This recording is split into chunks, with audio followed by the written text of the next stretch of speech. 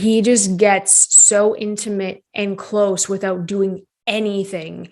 And it is insanely good.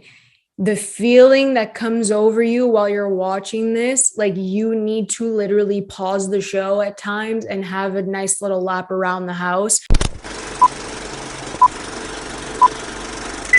Welcome back to Canon Cinema, everyone. I'm Amanda, otherwise known as AMX NDA Reviews on Twitter, Instagram, and Letterboxd. Today, I will be reviewing Bridgerton Season 2 in full. Yes, thank you so much, Netflix, for sending me over the entire season ahead of its release so I can review it for you lovely, lovely people. Now, I really love the first season. I at least watched the first season 2 or 3 times straight through. It's kind of like a comfort now since you know the family, you know the Bridgertons, the Featheringtons, you know the Queen and her ladies in waiting and the entire court. It just feels like you're going back to the town with the rest of them. So I really love that there's a sense of comfort going back. And I didn't expect to feel that way going into season 2. So at the beginning of season 2, we find out that Lady Whistledown hasn't been writing the entire summer. And the second that Cullen returns, she begins writing again. I guess she has some more tea, some drama that she has. So at the end of season 1, it's revealed that it is actually Penelope as Lady Whistledown. Is it too early for us to know who Lady Whistledown is? We didn't really know who it was in Gossip Girl until the very end, and even though it was Dan Humphrey, spoiler, it didn't really work out with the rest of the season. So it was kind of weird that it was Dan Humphrey. Besides the point, I went off on a tangent. In this case, I think it really works knowing that it is Penelope because she's going to be a force of nature moving forward. And she really developed in season 2 in regards to trying to hide the identity of Lady Whistledown. And she does get into some scuffles, some little run-ins. She really is such a major player in season 2, and I love that for her. So that I really enjoyed. There's so much that you can do with the identity of Lady Whistledown in regards to hiding it, who she can expose her identity to, who she works with. Like, I think that it worked really well for the adaptation from the book. So I don't think it's too early considering what they do with Penelope in this case. So I enjoyed that. Then with Penelope's best friend, Eloise Bridgerton, who does a lovely job as well. She is the next in line in the Bridgerton fam to make her debut in front of the Queen to see if she'll be the diamond of the season. But we know Eloise. I think Eloise is one of my favorite characters in a television series ever because she doesn't care about the high society. She just wants to read her book. She wants to learn. She wants to go to school. She wants to be more than just a prize to be won. I think that she kind of breaks that mold in the feminist ideals and how a woman should see herself and perceive herself in the world. And I love that about Eloise. You know, Eloise is full of surprises. I think the first half kind of builds her up is that she's really nervous to be in front of the Queen, to debut in this case, to see if she does find a suitor. Like, she's very nervous about all of that. Even when she is dancing with another man, she asks him questions. She questions everything that he says because the men in the town really just look at her like every other debutante. It's basically whichever woman can be more agreeable with their suitor, and that's how the men in the town really look at it in trying to find a wife. And it just doesn't make any sense because you do want someone with similar interests, someone that matches you on an intellectual level by still like lighting the fire inside you. And Eloise has trouble with that. So we get to see that throughout season 2. Again, I think that Penelope and Eloise moving forward as the secondary characters in regards to like being behind Daphne and Lord Anthony Bridgerton, which I will get into after. I really do think moving forward after Daphne and Lord Bridgerton himself, they will be a great force moving into season 3. And I'm very excited about season 3. So we're going to go on to the next Bridgerton. secondary character, which is Benedict, my boy Benedict. I really liked him in season 1. I think Benedict kind of flew under the radar in season 1. Not many people really talked about him. Now that I know that each book series dives into a love story of a different Bridgerton, I'm really excited for Benedict next season because I think that you'll just grow to love him. He's kind of accepted the fact that he's second in line. He doesn't really have to marry if he doesn't want to, considering that the Viscount must be the head of household and find a wife, a Viscountess, and all of that. He doesn't really have the same duty as Anthony, so he just takes a step back. He tries to get into different things. Obviously, he loves art, and we see that a bit more in season 2, and I really like that about Benedict. But he's just more playful with his brothers. He's more playful with Anthony, more playful with Colin now that he's back. I really love that Benedict also stepped up to the plate. So those are the 3 that really shined, who were former secondary characters and kind of stepped up in season 2, and that'll push them into season 3, which I really like. So yes, Penelope, Eloise, and Benedict, my top 3 MVP secondary characters of season 2. I really loved where their stories go. It's really strong writing for the 3 of them, especially for Eloise and Penelope. I liked the direction that their friendship went in. I liked how season 2 kind of ended with the 2 of them.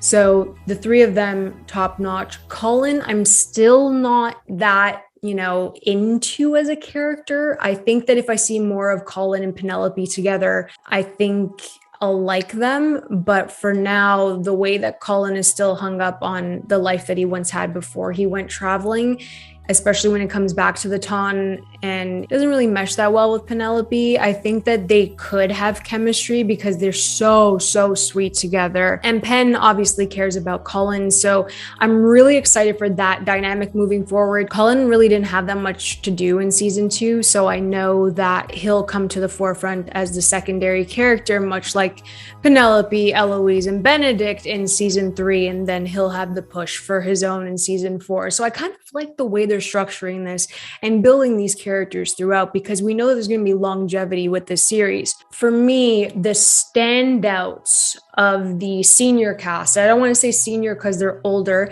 I'm saying senior because they're the veterans of the Ton. And I think that Lady Danbury stole the entire season, and she had a lot more to do this season, which I really loved. I think that she did a lot in season 1 because of the connection to the Duke, obviously, but with season 2, she has to bring in the Sharmas and the Sharma family with Kate and Edwina.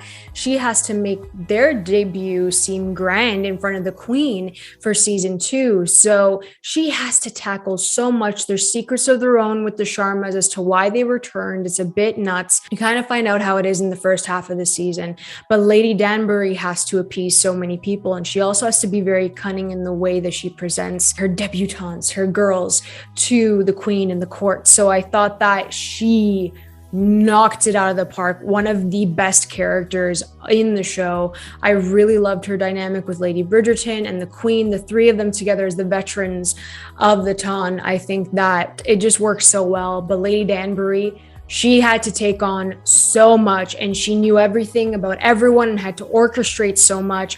So she is the shining star in season 2. I could watch her for hours. She is just so talented, and I adore her. Then we get into the chemistry. I absolutely adore Edwina Sharma. I think she is one of the most lovable characters. She's absolutely perfection, and she's a doll. I loved every single second she was on screen. I loved her chemistry with everyone. She had to play it a bit timid and proper, more so than Kate Sharma. They countered each other as, they're siblings. They are siblings. So it made complete sense that Kate was this very assertive and forceful and very outspoken woman who has her head on her shoulders and knows what she wants in life. And then Edwina just looks up to her older sister. So I think that the beauty of this season is that we got to see that dynamic with Lord Anthony Bridgerton and Daphne in the first season, where Daphne turned to Anthony, asking for help and trying to navigate her debut. and he basically shooed everyone away. He was really in her business, and she didn't have the ability to make the decisions on her own, but she ended up doing so regardless, defying her older brother. So we have that kind of dynamic switch with Kate and Edwina, and we see it differently among sisters. So I thought that worked extremely well. And then we go to Lord Anthony Bridgerton. I know that people are going to kind of be upset that it's not centered on a woman this season, but to see a man go absolutely bananas over a woman is just something that I love to see. It's kind of romantic, and you understand the feeling that comes over him. And freaking Jonathan Bailey did an incredible job this season. It is a fantastic role. He really put everything into this, and bless him for putting everything into this, because his chemistry with Simone Ashley carried the entire season. And when I mean slow burn, like this is the slowest romantic engagement that you could have ever seen on screen, and it works. It works. And for those of you who have read the books, you know what I'm talking about. It's the chemistry that Jonathan Bailey has with everyone. He has this very intense stare, and you just feel like he's looking right through you, and it's brilliant. And you feel that yearning, you feel that longing and lust and love for the person that he's looking at. He just gets so intimate and close without doing anything. And it is insanely good.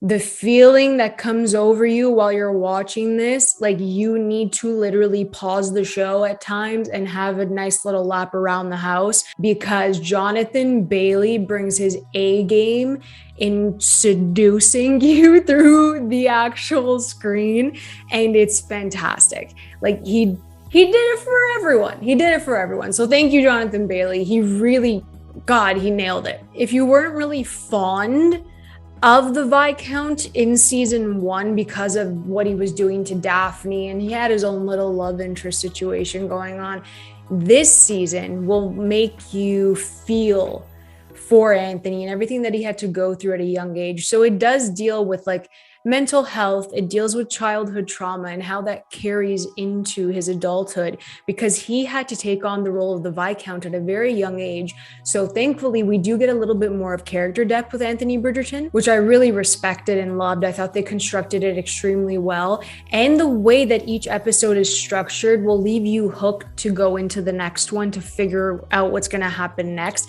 There are 2 episodes that kind of slow it down a bit because they were dealing with other characters apart from Anthony and Kate and Edwina. So when it kind of got away from the 3 of them, that's when the pacing wasn't the best. But anything with Anthony, with Kate, my God, with Edwina, I think they nailed it. And that's when the show is at its best. I loved Jonathan Bailey. I loved Anthony Bridgerton's development in this season. And it's really well done. I think that he was such a reserved character in season 1, and then you really see him open up and hit that emotional core in season 2 to kind of push it forward for his own love story. So I thought that was really well done. Moving on to Simone Ashley. That woman is a force of nature. I need to see her in 1,000,001 things, because for her to give off the exact same energy as Jonathan Bailey, the chemistry was off the charts.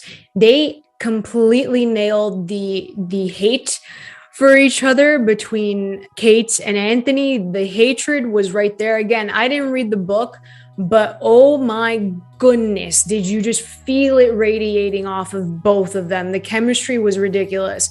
So Simone Ashley just came in here and she commanded the screen, much like Jonathan Bailey when he was in that intense mode with, Edwina or with Kate. Like, he really commanded it. So you have 2 powerhouses literally coming together, on screen together. And whether they're, by themselves or together, it was just freaking amazing work from both of them. What I love is that they made it believable. They made the hatred believable. They made the banter between each other believable.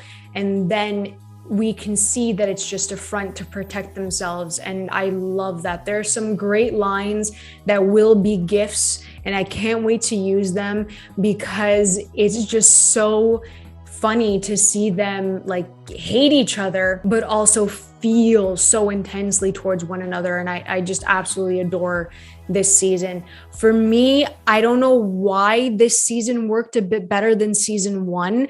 I think that they really brought in the romance versus all, the sexual nature between Daphne and the Duke. When people kind of bash Bridgerton and they're saying you're just watching it for the sex, I completely disagree with that, because sex and love and romance, they're so different from each other. Like being romantic with your significant other or trying to court someone in a romantic way, like that's completely different than just having like sex. It's completely different. So if the center of Daphne and the Duke's relationship was purely sexual, that worked for them and their relationship. Where in this case, Anthony and Kate have a completely different dynamic, and it's more of like an intellectual relationship and connection because they understand each other on a different level. It's more intimate through the mind than the physical touches, which there are like physical touches, don't get me wrong, but it's just a really different dynamic. And I think that moving forward with the Bridgerton series, if they focus on different types of love and different types of romances, it would be so healthy for people to watch, I think, just to see the different dynamics, because there's no right way to be in a relationship. There's no right way to form a connection with someone. So I think that that's the bonus of Bridgerton. So I've kind of seen some reviews, especially from men, that are just saying that, oh, it's just about sex. That's why you guys always watch it. And it's like, no, you know what's really lacking in movies and television shows right now? Romance. It's like you guys just threw the romance away. Like completely. There's zero chemistry between couples on screen now. If you watch a show like Scenes from a Marriage and you watch Oscar Isaac and Jessica Chastain together, their chemistry is phenomenal. It is fantastic. And the reason why we sit there and we talk about it is because no one has that chemistry anymore.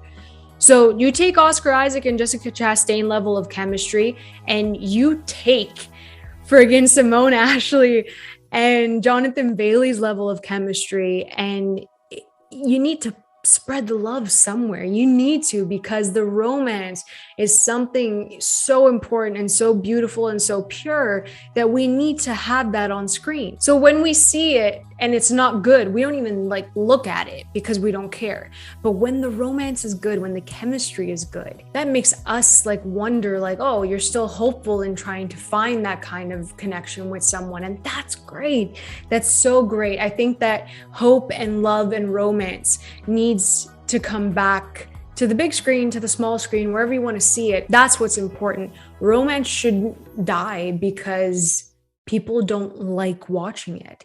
Like, that doesn't make any sense. So I think that it's more romantic than anything. And people are afraid of romance. People are afraid of showing their emotions. And that is what Bridgerton season 2 is all about. It's about healing. It's about love. It's about connecting with someone else. Even though you are so reserved and closed off, there's going to be that one person that helps you open up to the world. And I think it's a beautiful, beautiful thing. That is my review of Bridgerton season 2. If you enjoyed this video, please like and subscribe. You can always follow me over at AMX NDA Reviews on Twitter, Instagram, and Letterboxd. I'll catch you guys next time. Keep watching movies.